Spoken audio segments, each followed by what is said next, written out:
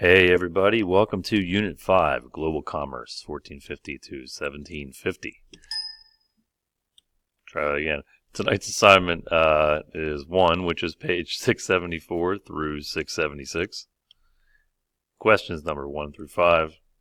And if you're thinking, oh great, so is she. Yeah, an old computer too. That is an old mouse. No curves on the design at all. Too bad. All right. Definitions I'd like you to look for and highlight within your text.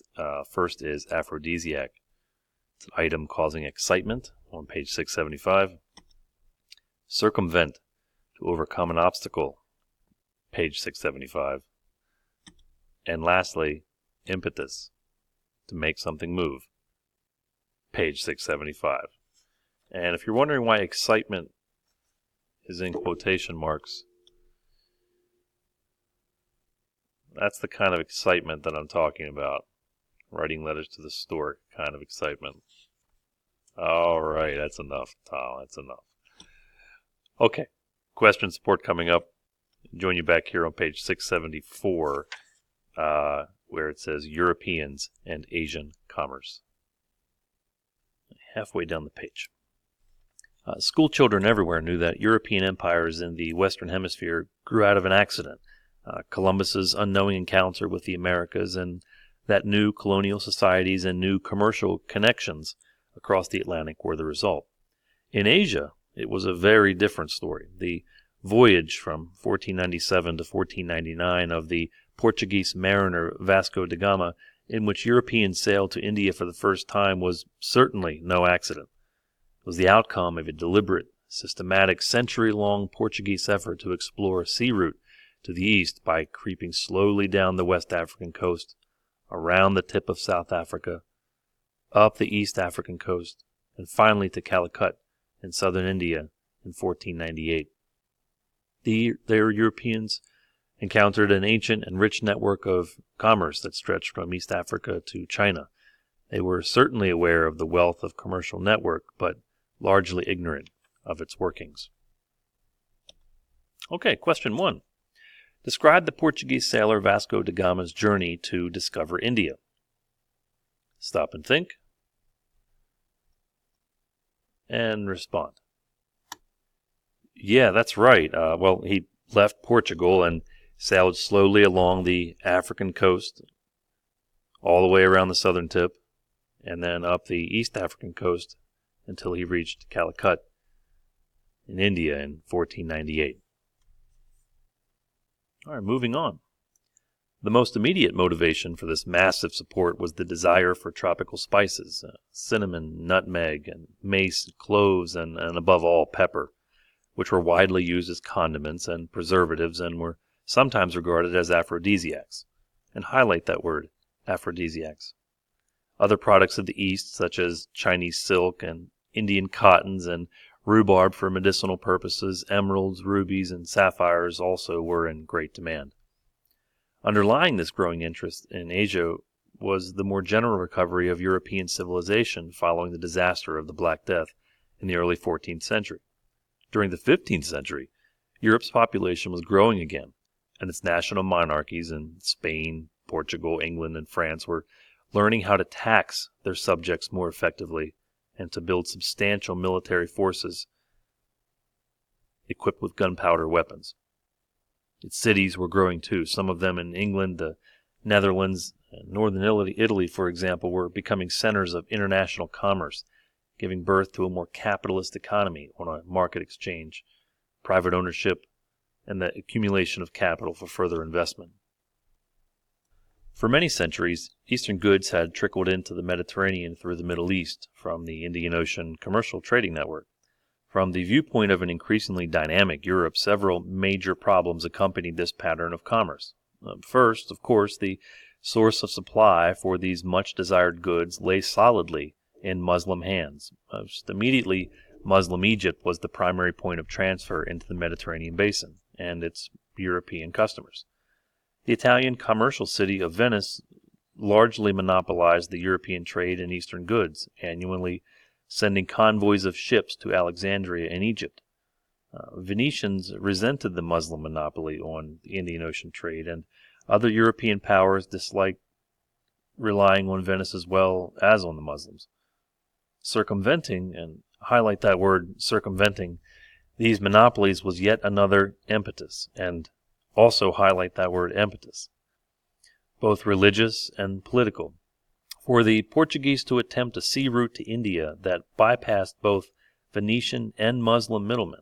In addition, many Europeans at the time were persuaded that a mysterious Christian monarch known as Prester John ruled somewhere in Asia or Africa, joining with his mythical kingdom to continue the Crusades and combat a common Islamic enemy was likewise the goal of Portuguese voyagers. All right, question 2. What were 3 problems Europeans encountered with the Indian Ocean trading network? Stop and think. And respond. Yeah, that's right. Well, the first one is because all of the goods were owned by Muslims at this point. That's the first. The second is that European powers, they didn't like relying on Venice or the Muslims. That's 2. The third one will be in the first line as we begin reading the next paragraph. A final problem lay in paying for those Eastern goods.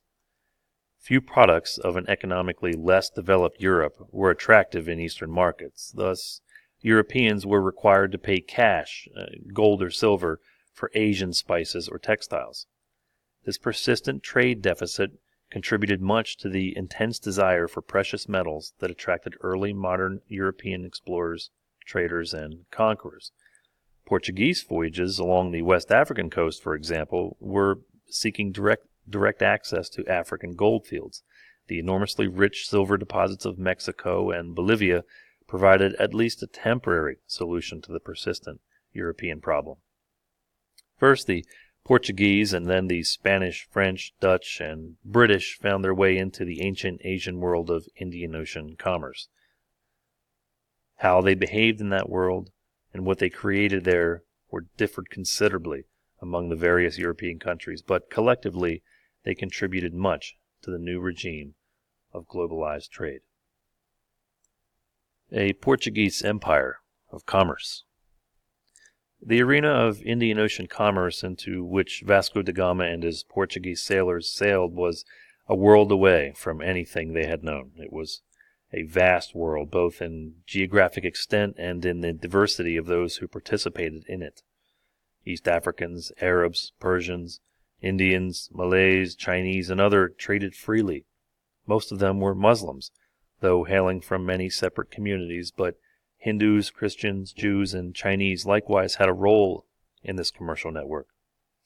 Had the Portuguese sought simply to participate in peaceful trading, they certainly could have done so.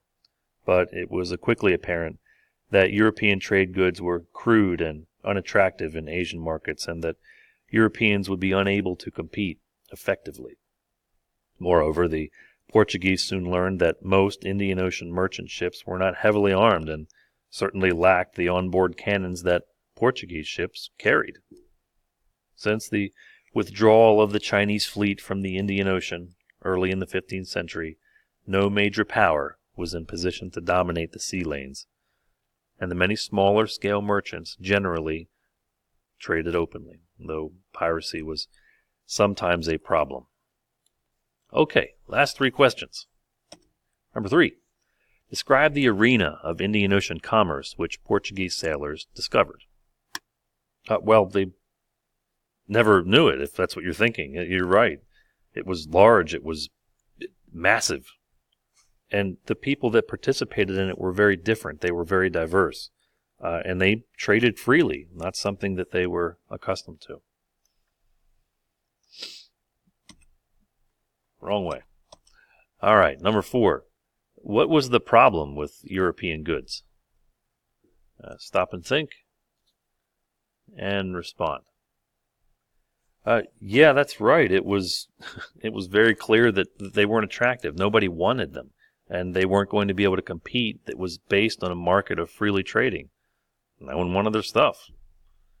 And lastly, question 5. What did the Portuguese learn about Indian Ocean merchant ships? Stop and think and respond. Yeah, that's right. They quickly learned that while those ships were packed with goods, what they didn't have on them were cannons. And who did have the cannons? Well, the people that didn't have a lot of goods, the Portuguese. I think they figured out what to do rather quickly, perhaps. All right, that's all, kids. Good luck on this, and we'll see you tomorrow. Bye-bye.